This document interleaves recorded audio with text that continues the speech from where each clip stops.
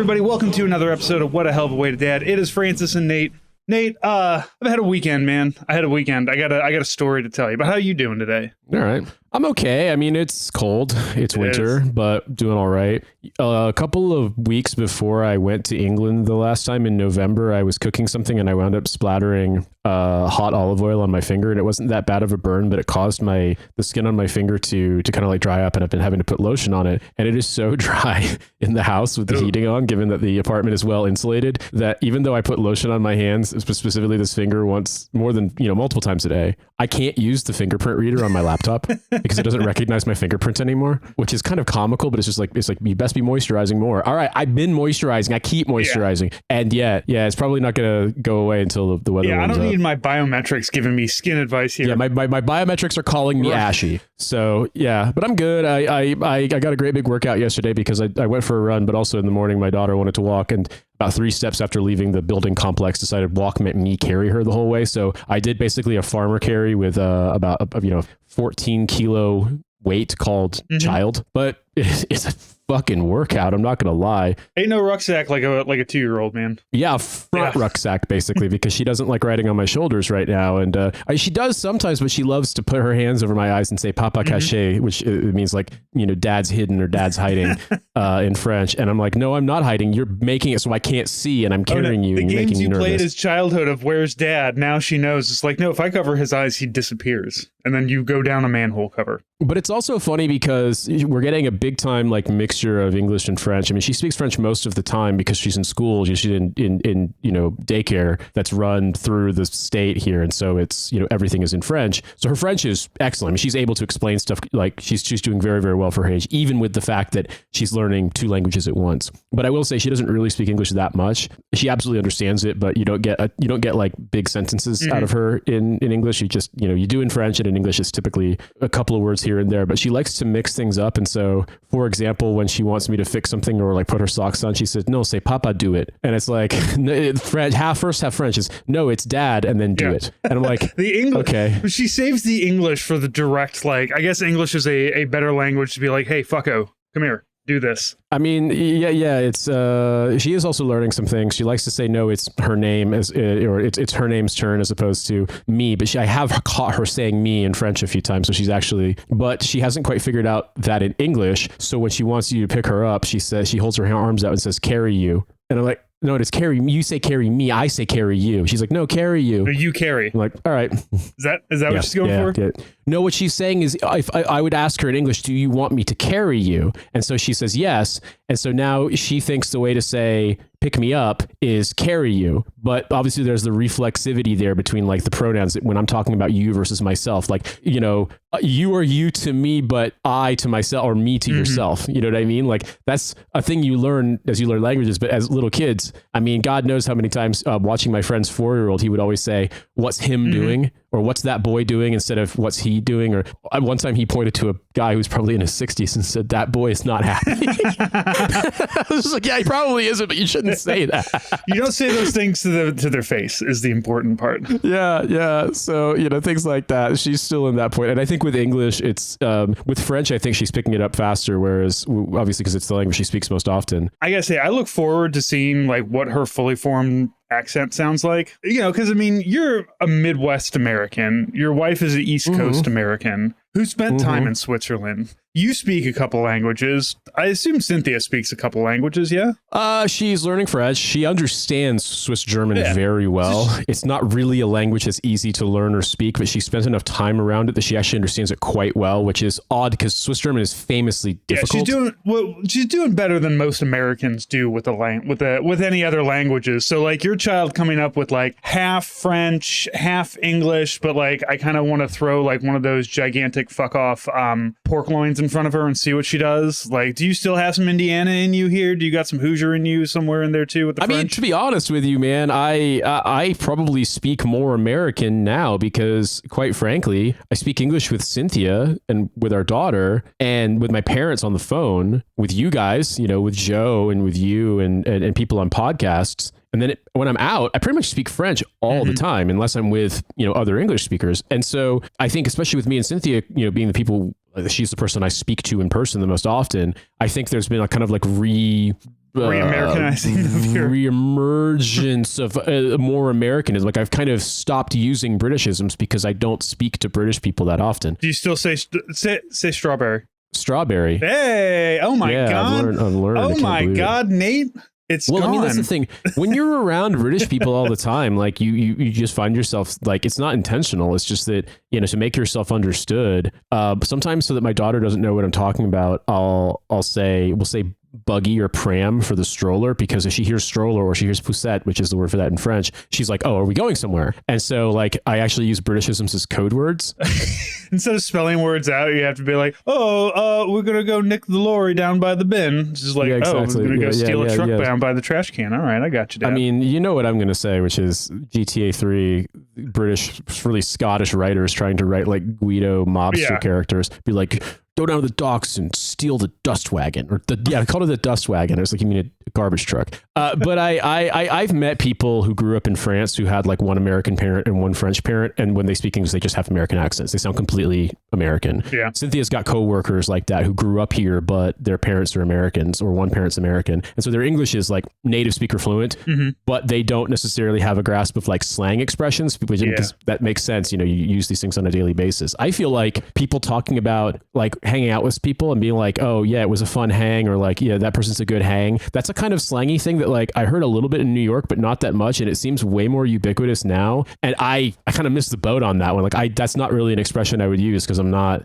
in America. And it's like similarly when you do talk to people, you're not really very often having like super like slangy colloquial conversations. You know what I mean? Mm-hmm. I have to catch myself because I work with a lot of our overseas counterparts in India, and they all speak English very well, but it's kind of the same thing. And, you know, I understand what they're saying. Like when somebody has a question, they say, I have a query. And you know, it's just the English that they learned. So I have learned that I have to cut out a lot of the joking little colloquialisms that I have that like other Americans understand. You know, like they're not going to understand, you know, God willing and the creek don't rise. But I mean, most people on the coast don't fully understand that either. But you get what I'm saying, though, right? And for them, that's just, you know, English is already a second language, for some of them a third. So like trying to throw in confusing phrases like that when it's like, look, they can troubleshoot a computer. They can do all the technical stuff that I need them to do. They can write sentences and fill out tickets as well as anybody else.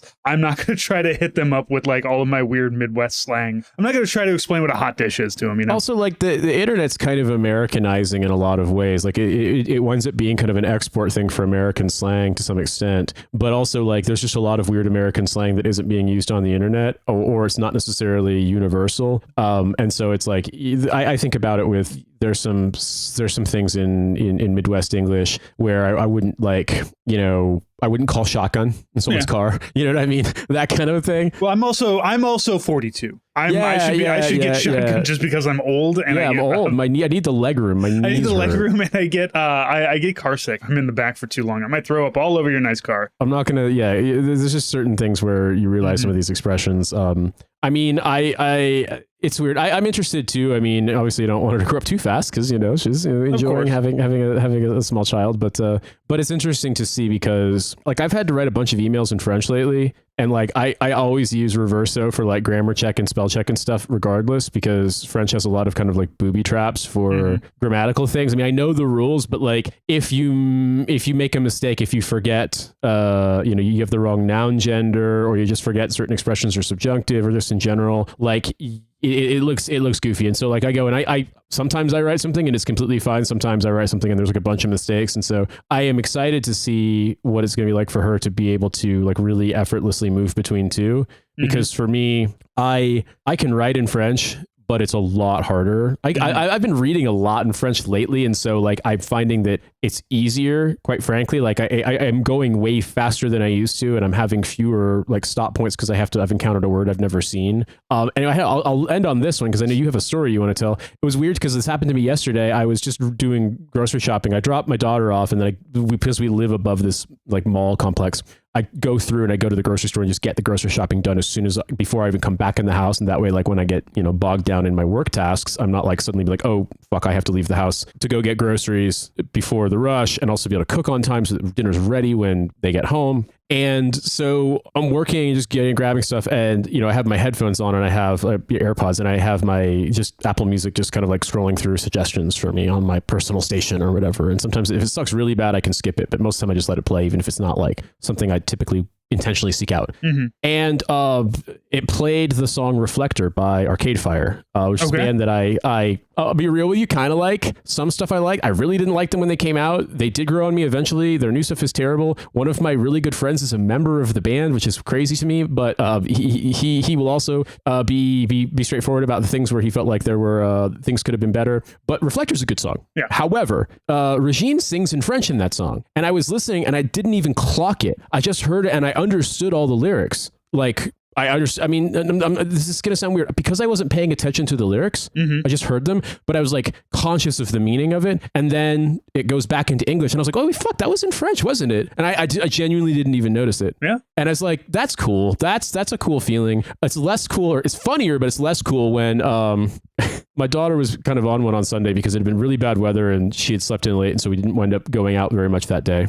And at dinner, she was really on one, just yelling and grabbing at stuff. And I said to Cynthia, like, yeah, she's probably like this because I think she's like this because we haven't gone out today. And what I had to stop myself saying was, yeah, she's kind of like this because we haven't sorted today. Because sortir in French is to leave or to exit. Oh, okay. And this is happening to me more recently. Like because I've been reading quite a bit and writing to some extent. Like there's some really dumbass shit you can say in English if you aren't thinking, because it becomes so reflexive to say it in French. Like, yeah, I can't really arrive at that, and which means I'm not able to, stuff like that. And it's like, it's really dumb and it makes no sense in English. And this didn't happen to me before, but I feel like a symptom of becoming old ass man who is also bilingual is that in that kind of like there was something earlier that I literally almost said that, that I feel as though my daughter, certain things in English, like, they're starting to re-push. And I was like, that doesn't make any fucking sense, but that would make sense in French. So yeah, man, it's a wild experience. And now we talked all about some stuff, but you said you had a weekend. I did have a weekend. So I had Monday off, Martin Luther King Jr. Day. Shout out to my local company and the government at one point allowing us to have that as a federal holiday. But we try to, January is a hard time to go out and do things because a lot of things in Missouri are closed. Like all the, we like to do roadside stuff. Like obviously the art museum's not going to close in January, but we like to do the kind of weird, funky stuff. So we had an idea. We're going to go to Alton, Illinois, which is right up north, right across the river, 30-minute drive or so. There's an Irish pub there that we really like. And so we're going to get dinner at the Irish pub. There's a bird sanctuary there because right now, Alton is where the confluence of the Missouri and the Mississippi River are, right? So it's where they both hit and they go down. And we get eagles, like bald eagles, out the ass in January.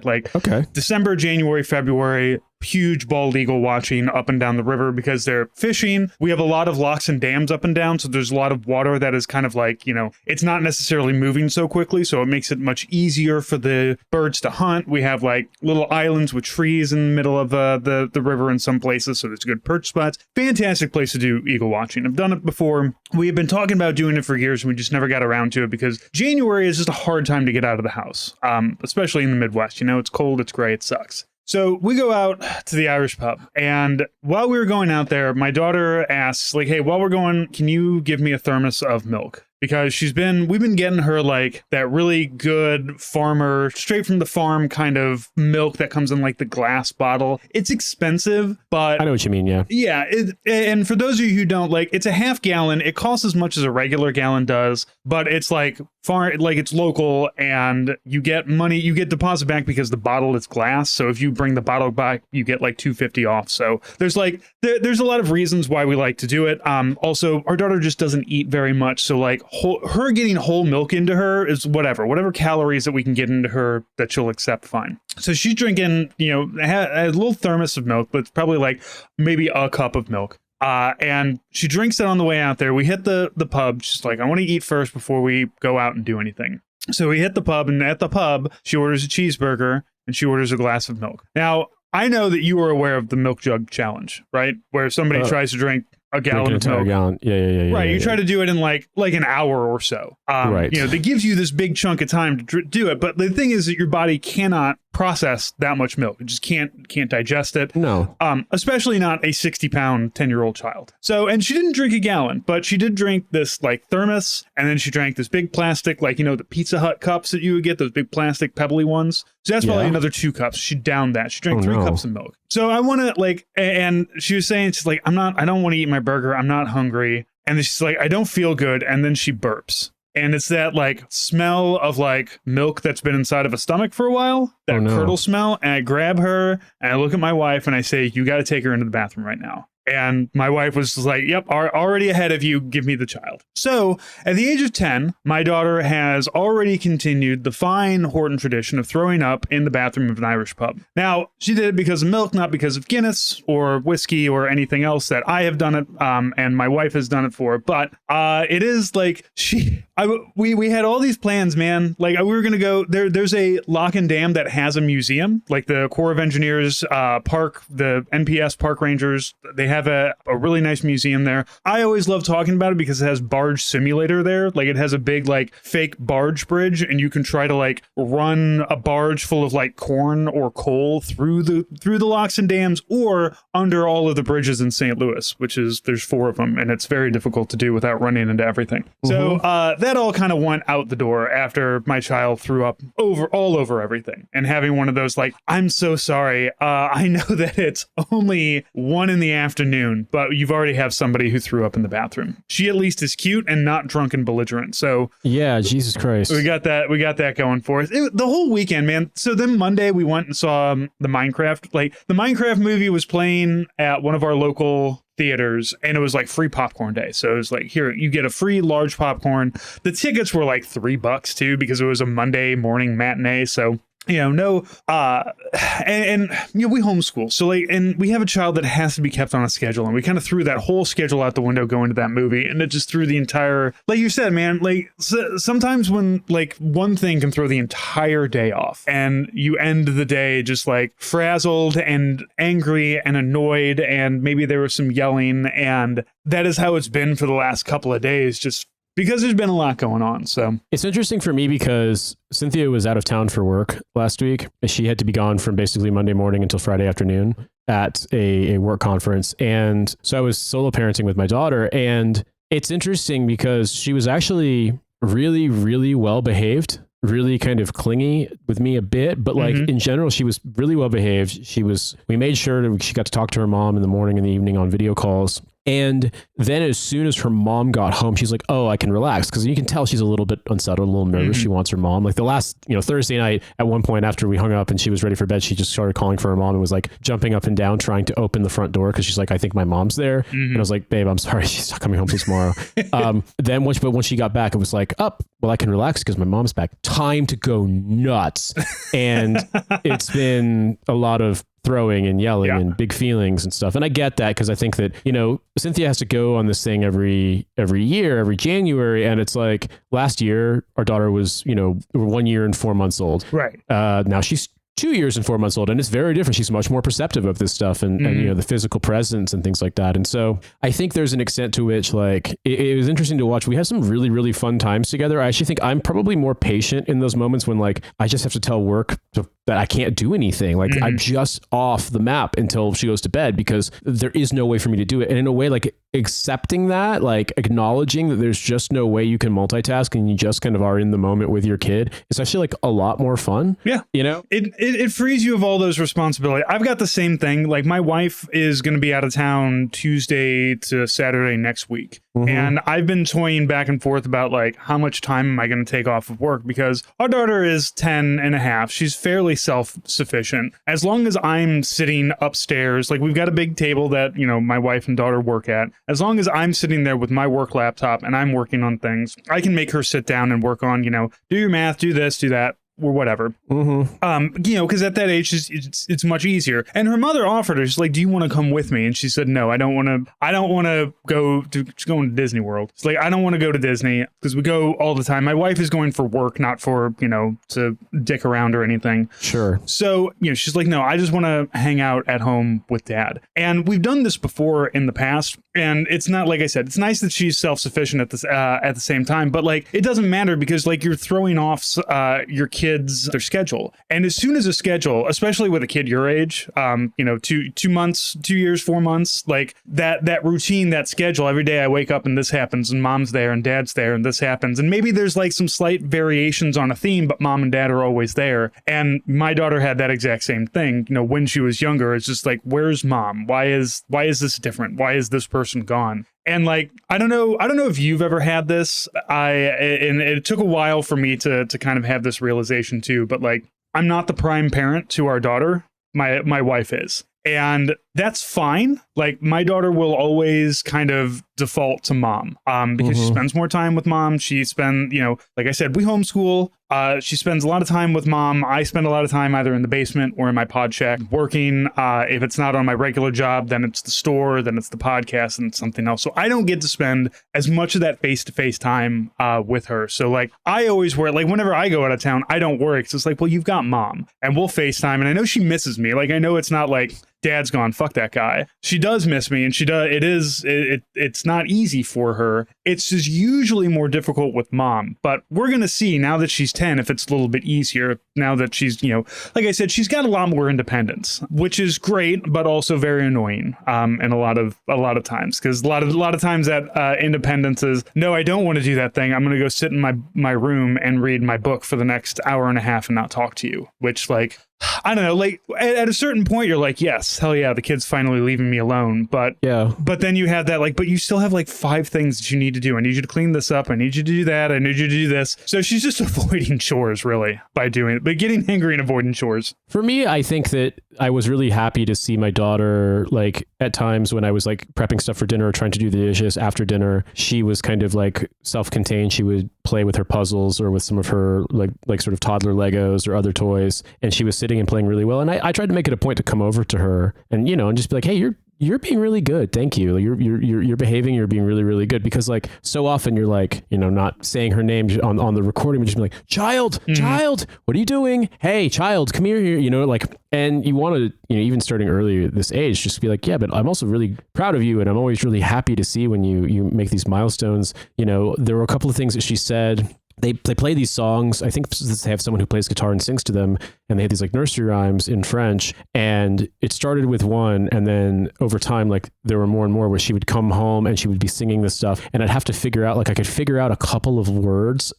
Like, there was one song about being in a boat, and there was another song about the little horse, and then there was a song. Oh, are these are French nursery rhymes, I guess. Then. Oh, like, yeah, nothing to do with us. There's no Baba Black Sheep. It's Nay Nay White Horse or something. No, it's there's galop galop petit cheval fait le tour du monde, galop galop petit cheval sans jamais te faire de mal. That's one of them. That's gallop gallop little horse, go around the world, gallop gallop little horse, without ever hurting yourself, I guess is what you translate it. I mean, it's important with horses, if they hurt themselves they might get turned into glue. Run around, little horse, just don't fall into a hole and break it's your a leg. fun song though, because then you slow it down and you go trotte trotte petit cheval fait le tour du monde, like you go like you're trotting, and then you go marche marche petit cheval, slow, and then blah, blah, and then you can go right back into galop galop petit cheval, and the kids love it when you start to speed up again. They're super happy. Yeah, I'm into it. I'm 42. I'm going. Keep going. There's also en bateau, in a boat. Basically, it goes en bateau, mamie, en bateau, mamie sur l'eau. Quand il fait de grosses vagues, le bateau fait plouf dans l'eau. Like, and you rock them or you shake them or move them, and it goes basically in the boat. Mamia. I don't really know what that means. I just think it's just kind of like saying some sort of thing out loud. Expression. And then, in a boat on the water, and when there's big waves, the boat goes ploof in the water. And so she wants me to sing that. Sometimes she wants me to sing that and like swing her stroller to the side. There's also one that I learned when I was a teenager when I lived in France about basically, the song is called Le Coucou, and it's about the cuckoo bird. But because it mentions owls, and my daughter loves owls, she refers to it as the owl song. And so she says chante hibou, because hibou is one of the words for owl in French. And that one, yeah, we've done that. And I'm glad that I gotta say, I'm glad that French nursery rhymes are also all about like, isn't it cute? You might die. You know, like all of ours are kind of had that German background of like, this is very sweet, but also you could die from a Baba Yaga. It's funny because there's one that I actually kind of like I think the melody is really great. That was in one of her books of nursery rhymes, and so I sing that one to her. But sometimes I can change up. I do this on the fly. I'll change it up and add in the syllables of like her if it fits for her name instead of whatever's being sung. And she's actually started doing this. She wants me to sing her version, but also she starts adding in the names of her classmates from daycare. Okay. So that's really cute. The one that I like is I don't know if if there's a shortened version of the title, but it's La fille du coupeur de paille, basically the straw cutter's daughter. It's just I feel like this melody is I swear we must have something in English, but it just goes sur mon chemin j'ai rencontré la fille du coupeur de paille, sur mon chemin j'ai rencontré la fille du coupeur de blé. Oui j'ai rencontré la fille du coupeur de paille. Oui j'ai rencontré la fille du coupeur de blé. And it literally just means basically while I was on my way I ran into the straw cutter's daughter. While I was walking I ran into the wheat cutter's daughter. Yes, I ran into the straw cutter's daughter, the wheat cutter's daughter. And I don't know if there's other stanzas to it. That's the only verse I've ever heard, but she really likes that one too. And so that's a song about fucking. I mean, obviously. I don't know. I mean, it's just it doesn't say it explicitly, but it's fine for a kid. Maybe, but it's always just about like, you know, the farm stuff. And, you know, I guess at the end of the day, what's funny is, so when I was in England, you know, we were recording this album and I pushed myself too hard the first day of scratch vocals and my throat was a little bit scratchy already and I fucked my voice and I had to wait, like I couldn't sing at all. I could barely talk for a couple of days and I had to just rest my voice. And while I was recovering, like my daughter was like, sing me the song. So in like bad, fucked, scratchy voice, like holding my larynx, I was doing FaceTime calls and singing, yeah, La fille du coupeur de paille or En bateau and stuff like that. Well, you should record yourself and then put it on your phone and be like, look here. Well, she's got one of those Yoda players. So I was thinking what I might do is actually as a gift is I can just, I mean, it doesn't have to be like all in one take, like room mic. I can just record myself playing it on the piano and then overdub vocals and sing, you know, simple versions of her favorite songs so she can hear me. I'm a little bit self-conscious about singing in my house though, because this is a country that's just so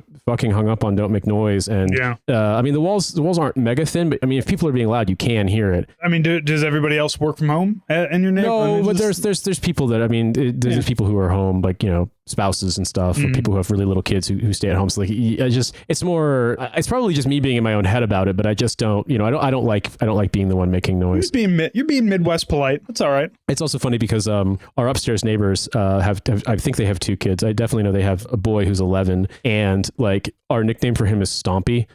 He's a really sweet kid. He's really cute, but like his dad's really tall, and he's like 11. And he's probably right around 5 feet already. Wow. And I think he's just not aware that he's like, he moves around like a little kid and is just like, that kind of stuff. And I was like, oh, he's having fun with his sister, stomping, lead foot child. And so in some ways I'm like, well, you know, there's a kid in my daughter's dance class that's like that. She's like 3 or 4 years younger, but is as tall and is as good a dancer as anybody else her age, and I just always get like, oh, that's right, she's 7. Well, I mean, it's funny because yesterday I was actually there's a clothing donation bin near the bus stop down the way, and I was carrying my like a IKEA tote bag with a bunch of clothes that we were giving away, and was walking and happened to be looking down, like I was just looking and I noticed it's full on like dad X-ray vision because as I'm crossing the street and I see a kid crossing the other direction because they're doing like the school crossing guards are like at the crosswalk, and the first thing I noticed is very, very untied shoelaces on both shoes. And my first thought was like, buddy, tie your shoe. And I look up and it's Stompy. And I'm like, especially you, those feet are fucking powerful.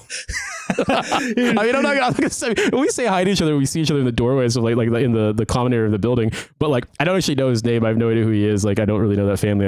I talked to them one time when the nighttime drilling was happening and everybody thought it was their neighbors who were doing the drilling. But it's just very funny because like, yeah, on one hand it's like, man, you forget like how kids that age are just like, I don't need to tie my shoes. I'm not gonna fall. I'm not a little kid. I'm not gonna fall over. It's like, right, but you're crossing the street.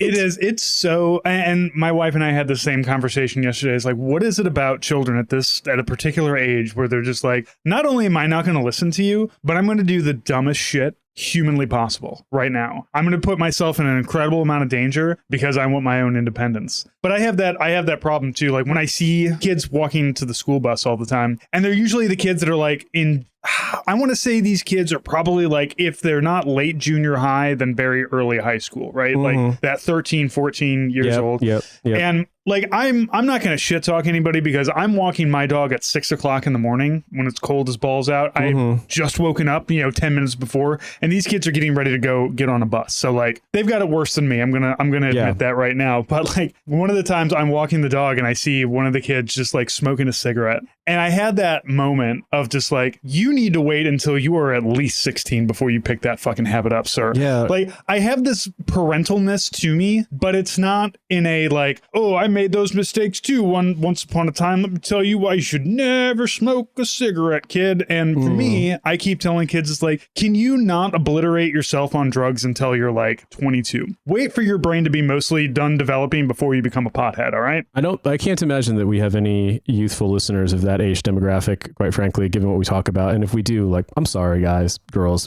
y'all, everyone, whatever it is about your personal taste that makes you want to listen to the dads, it's like, I appreciate you a lot. We have a lot of younger listeners. I don't know about 16, but we do have younger listeners. I guess the thing I would say is for our younger listeners is that, if you're a younger listener in the, late teens, early 20s range, chances are good that family, friends, work, school, whatever, you're in contact, you have some, friendly associations or family associations with kids in that demographic. What I'm going to say is that it's really important, if possible, to in a useful, not counter, like self-defeating way, trying to be an influence on kids in that like tween to early teens age about drugs and alcohol. Because here's the thing, in my experience, people who started smoking or drinking or using drugs regularly at like 13 are way worse off than people who started later. And I'm counting myself in this because I first started smoking cigarettes when I was 13, and I first started drinking to get drunk when I was 13. And I have gotten better, a lot better, about alcohol use. I don't binge drink, and I really barely drink at all. But like, I'm going to be honest with you, I have nicotine dependency, and I have for a very long time. And like, there have been stretches when I didn't use it at all, but I seemingly have always come back to it. And that started because when I was 13, I started smoking, and then I smoked whenever I could, which was rarer. And then when I was 18, I could buy cigarettes. And at that point, I knew how to smoke because I'd been smoking since I was 13. So I bought a pack of cigarettes, and I just started smoking like, 2, 3, 4, 5 times a day. And by the time that I was, in my mid 20s, if I was going through a stressful period, I'd smoke a pack and a half a day. And it's like, you get accustomed to that. I'm not saying it happens to everyone, but I'm just saying for me, like, it's stepping out of fun entertainer mode and talking about that kind of like influence stuff. Is it like, I think that weirdly, you may not realize it, but like, this is the bane of parents everywhere, but like slightly older kids in positions of influence, especially like cool, older, late high school, early college age kids, even if you were like, I'm an adult and I have nothing to do with these kids, like in the way that you might in any way have associations, like you're going to be a big influence. And I'm saying that like, even just a little thing here and there, not being like a great big scold, but just understand that I feel like that's actually kind of important to bear in mind, is that like getting into, call it destructive, addictive behavior, especially stuff like alcohol and drugs, and certainly nicotine, it's certainly alcohol and nicotine, socially available pretty much everywhere in the world, is that the earlier that you start, I think the harder it is to have a normal relationship with it. And that's been my experience. And I think about friends of mine who got into it hard at that age because we were all, kind of like on the margins of being fuck ups in, suburban Indianapolis in the late 90s. And yeah, people who got into it hard, it didn't really, I would say the one that really, and this is going to make me sound like a prick, but it's really true. Alcohol is obviously a huge one because of stuff like, people hurting themselves, people getting in accidents, people committing crimes, violence, car accidents. But honestly, the one that I feel like probably really fucked people the most was friends of mine who got into smoking weed like every day or multiple times a day really young. Because that, by the time if you do break out of it, you kind of foregone a long stretch of your life. That's pretty important to like, not just your brain development, but like also kind of like knowing who you are as a person, having interests, that kind of stuff. I don't know, this sounds really like after school special, but I smoked weed and I never really smoked that much for it to be a problem. And then as an adult, when I realized that like I couldn't smoke weed without it affecting my short-term memory, I just quit. But like, I don't know. We had this really vulgar expression we used in the Midwest that I don't want to use, but let's just say it involves smoking yourself into having an ableist slur. And like I knew people who were like bright and funny and clever and like, you know, kind of like on it and active and doing stuff, and they became stoners, and that's all they did. And I got it, like my relationship, because I would consider myself a pothead now, but like because there was like this huge stretch of time, you know, for 20 years where like if I did smoke weed, it was very down low. It was very like, I just had a drug test. I won't have a drug test for another 30 days. I can smoke this one joint with you and drink a whole bunch of water and be fine, because I was always paranoid about it. But like kind of removing all of that, and instead of smoking weed, I was drinking. And now that I'm out of the army, that's kind of flipped where and the thing is that like I don't drink to get drunk. I don't smoke weed to get stoned. I drink because it's, you know, a Friday and it's an evening and I want to have a beer. I smoke because like I take one hit and it lowers my the vaporizer, the marijuana vaporizer has been a fucking godsend for you know, elder millennials who need to go outside and do things kind of thing. You know, it's like, I don't want to get stoned. I don't want to get drunk. I don't want to use these things to a point of impairment. But I like to have a beer, because if I have 3 beers, I'm going to wake up hurting tomorrow. I like to hit the vape once, maybe twice, and have a nice relaxing time after that. But I'm not stoned. I'm not stumbling around. I'm not staring at a wall, drooling on myself, because that's just, at this age, it's not a place where I want to be. And I don't know, like, I feel like, because like, look, I know that according to medical journals, I was and am still considered an alcoholic. You know, I would, you know, I binge drank for a long time. You know, even when I do drink now, I'm always like, I pick a beer that has a high ABV because I want as much alcohol inside of my one beer as I can. So I know there's still like alcoholic tendencies in the back of my head that I have to say, like, look, here's what you can have, because if we do anything else, it's going to get bad and your wife's going to kick you out. So don't do that. And let's just keep it to our one beer and keep it to our 1 or 2 hits and keep calm that way. And I think that's a big product of my age. Yeah. And you know, just being, you know, 42 and not wanting, like, just my body can't do that. Like I can't smoke so much that I, you know, am stumbling around and staring and drooling. Like, I don't want to be there. I'm useless at that point. I want to hit a vape and then go do some design work on my computer. You know, like there's a healthy medium, and the healthy medium is not, I'm going to do this until I get stupid and useless. And thankfully I'm beyond that. I remember when I used to work for my landlord, he had an apartment that needed to be cleaned out before he could get more tenants into it. And he said he'd pay me for it. And so on a day I had to myself, I want to say at like 9 or 10 in the morning, I took like one hit off of this, whatever weed I had gotten in New York, and this particular strain must have been the kind of like more wake you up stuff. This is before weed was legal. So like, I'd have no idea what the actual strain was. And I remember like, yeah, I was a little bit off in my own world for about 30 minutes. And then once I came to, I went upstairs and I could just work and just listen to music and just work. And it was like, it's actually kind of cool. But I mean, there were other times when like, I remember sometimes having weed that like I slept incredibly restfully. Like it was like my brain had like healed. I felt great. Even Cynthia was like, whatever that was, you should get more of it. Unfortunately, that wasn't always the case. Yeah, that's the problem with weed, is that every time you get weed, like the weed could do something different than the last weed that you got. And even like the same strain that I had from before wasn't having that same effect on different nights. I mean, I really couldn't say. It never mattered. Like, this is the thing about weed, because again, I buy weed, and I buy a lot of discount weed, I'll tell you that. But when I'm buying weed, you know, it's like buying wine. Costco weed, yeah, Sam's Club weed, the Kirkland weed. Yeah, exactly. But when I am buying weed, you know how wine and beer, like there's only like 5 wines, there's only like 7 beers, there's only 2 weeds. There's sativa and there's indica, and everything else in between is just marketing. Well, yeah, there's the third one, but it's ditchweed. It's like super. And that's fine. That's super cheap and everything, and it'll give you a headache and it won't get you stoned. But like I'm just talking about like how they have to market things, and like, okay, sure. I'm gonna like the last weed that I picked up was called Prosecco, and Prosecco is like a cheap. You have to drive a Fiat 500 while you're smoking it. Right?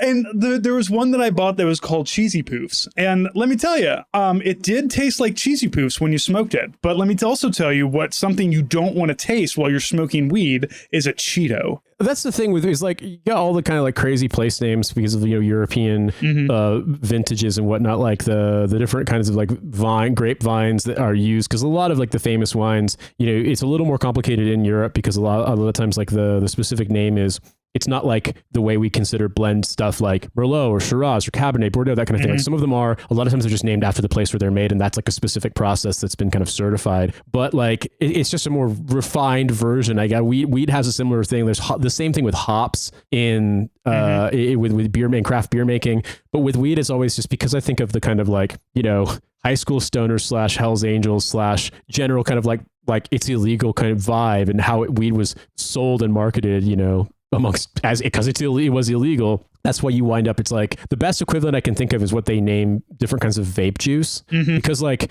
yeah, you know, there's weird names for different kinds of hops. There's certainly like brand of wine, like not specifically the blend or the type of grapes, but just like the brand name of that wine can get a little wild with it. But like, you know, there's no wine called Matanuska Thunderfuck or like Dog Dick Afternoon or whatever these kinds of names are. Just like one time I saw, I am not joking, Britain is so fucking insane about this. There's so many weird like blend sale offerings of vape juice, and there was one that was literally like, supposedly it tasted like vanilla ice cream, but it was called MILF's milk, and the logo on the cover was basically an overly voluptuous drawing of a woman holding an infant who was staring and licking its lips. And I was just like, you guys are insane. That's gross. What the fuck's wrong with you? And so to me, it's like weed and vape juice are comparable in this regard, because of just like, there's a degree of being kind of ridiculous with it. And I'm not saying this is the sole reason, but I am saying that some stuff about,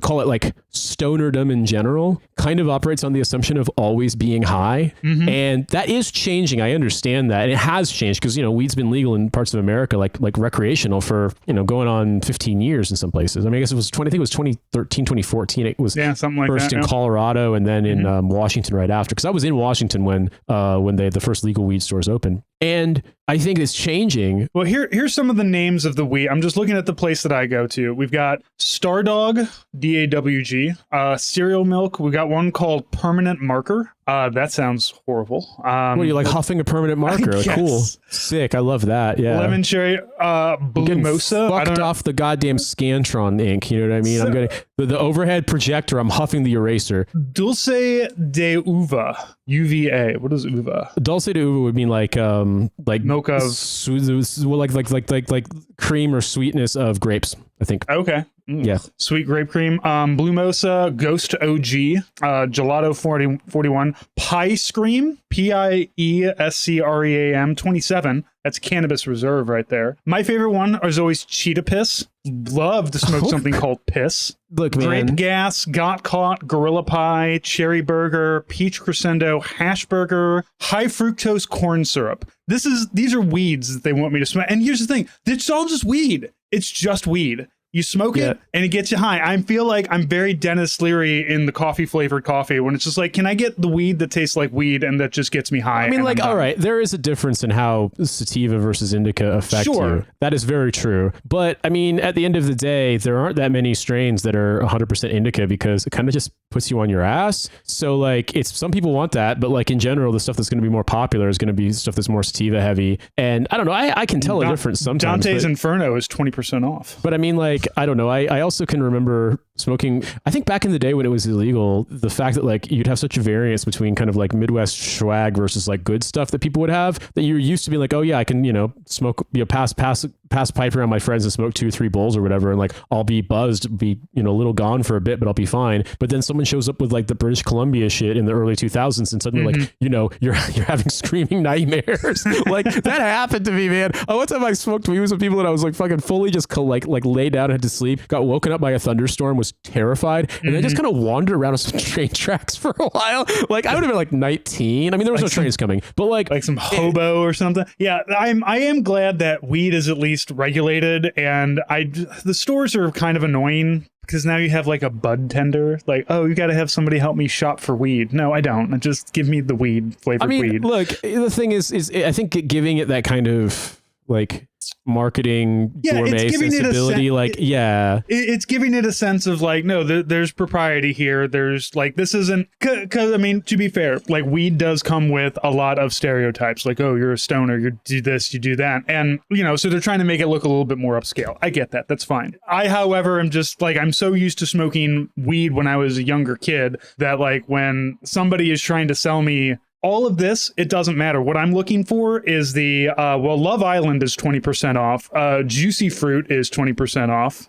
Scented Marker is 35% off. But because I'm a veteran, I get 22% off at this place. So, Yeah. I mean, a lot of the original landrace strains came from Central Asia, specifically Afghanistan. So it can be the cause and solution to your problems. There's one called Durban Wedding. What does that even mean? Well, Durban's a city in South Africa. And like there are definitely some blends from southern and southeastern Africa that supposedly are pretty good. I don't know. I don't smoke weed. I haven't smoked weed in years. I don't miss it at all. I think for me it's funny because you said like you were doing it where you're like, oh, I have to take a piss test. I never did when I was on active duty, and I didn't once I had signed my contract per se when I was actually. But then I was going to swear to that, but then I realized. We were talking and I was like, oh, right. But there was that one time when I was like 20 or 21 when I was hanging out with somebody with whom I'd had a bit of an extended and somewhat complicated relationship back and forth, and sitting in the back of like, I don't know, a piece of shit Ford Taurus listening to Led Zeppelin or something. They were all passing a bowl around and I was fine. And then this person basically like gave me a wink and I was like, what? And then they shotgunned a hit into my mouth. And I was like, well, in for $1, in for a dime, I guess, or whatever it is. Well, no, I think it was more of the kind of like the sort of chaotic spirit of potheads who are like, this person doesn't want to smoke weed, but if I know this person wants to kiss me, and so if I shotgun a hit in his mouth, he'll basically go for it, and then he'll have to smoke weed. Crime. Exactly, and I was like, so maybe I did actually like I after I'd signed my contract, but this wasn't when I was on active duty, but yeah, it's like I love these like bad Proustian reveries. You know what I mean? All of my friends respected that, like, I didn't smoke weed, but they also saw me getting incredibly drunk. So they're like, well, he's got his own thing going. I mean, I don't drink that much anymore either, but I will say, like, I like Armagnac now. Like, it's a kind of brandy. It's great. I've got into Ouzo a little bit being in Cyprus, and like, it's also great. But I mean, I'll buy a bottle and it'll sit in the pantry for months because I'm not, and a bottle is a 13 shots worth or 14 shots worth or whatever it is. You know what I mean? Like, so imagine if you pour, when I drink now, like I literally put my glass sans or with ice on a little gram scale thing, like a cooking scale, which sounds like a pothead thing, but it's just way more common here because they don't use teaspoons and cups and shit. Scales, it's fine. I just put it on there and I literally measure out to be like, okay, is it 45 milliliters, which is like your standard like shot pour? That's like an ounce and a half, because I don't want to unintentionally give myself a heavy pour and then be like, feel like shit when my daughter decides to wake up at 6 a.m. the next day or 5:30 or whatever. Well, and for me, when I'm drinking, it's always I need to have just enough so that I don't tell myself I could have another. And that's why I like to get 1 pint can of beer and drink that over about 45 minutes, because like it gets me buzzed enough that I think, okay, I'm getting my little beer buzz. This is fine, but not to the point where I think the buzz is wearing off. I need to have 7 more beers. Because that's where the problem always comes in. Look, we're going to go ahead and sign off, but I am going to say right now, you can get 3.5 grams, 30% off of Squirt. Do you want to smoke some Squirt there, Nate? I don't want to smoke Squirt. I really don't. For $24.50. That sounds unpleasant. I will say this really fast, though. 2 things. First of all, I made a calculation because you were talking about the nice milk. And I was like, I wonder how much milk costs in dollars when I think about what it costs here. So I actually did the math. For you, Francis. Okay. So if you were to go to the grocery store downstairs and you were to buy the UHT like milk that's shelf stable until it's opened, that would be the equivalent of about $6.70 per gallon. Okay. And if you bought the like fresh, good, bougie milk that they sell in this grocery store, it would be about $9.10 for a gallon. Ooh, yeah. So that's for a full gallon though, right? No, $9.10 for a full gallon. Yeah. You're buying it by the liter because that's what they sell, because gallons aren't obviously the thing. And most people's fridges aren't big enough to fit, a container of milk that would be the equivalent of almost 4 liters. But that's the prices you're looking at. Second is like, I do find it funny that we're like, oh yeah, I actually think like you got to be really circumspect about drugs when we tell our drug stories, but they're all sad. They're all kind of lame. We talk about like I guess at the end of the day, I'll end on this. I think it's a good thing that there is more of an understanding now that it's legal that there is such a thing as too much. And I think that when we were young, it was such a like domain of rebellion. There wasn't really any, and there wasn't any way to control it in the sense of like whether someone handed you a joint of swag or someone handed you a joint of something really strong, it was still weed. But one, like I said, one made you laugh a little bit and want to go to KFC, and one made you fucking see through time. And I have experienced both. I actually think it's good. And I also hope that like, that also gives people license to just be like, no, I don't feel obligated to smoke weed if I don't want to. You know what I mean? You don't have to. I think the kids nowadays actually have it better in a lot of ways in this specific realm. Other things, it's way worse in the sense that, like, for us, it was like so uniformly, certainly in the Midwest, identified with like being young and not being boring. And I actually think that, like, no, weed's really boring. Not anything being bored. Yeah, anything can be boring. Anything can be dumb. So, like, yeah, whatever. I don't think there's anybody I can point to and be like, their life is so much better since they smoked weed. But I definitely can point to people who be like, it's way worse. So just bear that in mind. Right. I mean, we're not doing fentanyl or anything here. Just like no, but I mean, like, but also when we were young, they didn't have fucking shatter. They didn't have crack cocaine weed. You know what I mean? Like, no, but thankfully they still have, for 20% off, I can get some Indiana bubblegum. So I don't know what that. Does it taste like Indiana? Does it taste like bubblegum? Indiana bubblegum sounds like what Axl Rose would call heroin. Like, what the fuck, man? It sounds like Indiana bubblegum sounds like when you have a hole in your pants and you pull your like sack out a little bit and you're like, hey, take a look at this. I got some Indiana bubblegum on my pants. Yeah, but that's what people say. You know, people in Indiana just call it hanging brain, but people in Missouri call it Indiana bubblegum for some reason, and no one knows why. Well, it's because when you hang brain, the ball has to be there. When it's bubblegum, it's just sack. Fuck, are we talking? I cannot believe we're talking about. I'm 41 years old. I have a kid. I'm married. I have a job. Anyway, thank you for being a listener. Francis, you've got your end of episode, spiel we got to run. Gotta get it out. Thank you all for listening. As always, we have bonus episodes. We have a bonus episode that's coming out this month. It's going to be coming out next week. Pulp Fiction. Nate and I watched Pulp Fiction, and we give you our opinions on this movie that is like fucking 30 years old at this point and does not hold up, but still, an all right movie to watch. This week, we also have a Zoo Crew episode that was released. So patreon.com/hellofawaitodie. You're going to get 2 to 3 fresh episodes, as well as these free episodes every week. And then keep in mind, we also have the store at whatahellofawaytodad.com. New stickers, new designs, everything going up in there once a week. So keep an eye out there. Follow Nate on Blue Sky at In These Deserts. Follow me at What a Hell of a Way to Dad. Nate, thank you so much, everybody. Thank you for listening, and we will talk to you next week. Have a good one.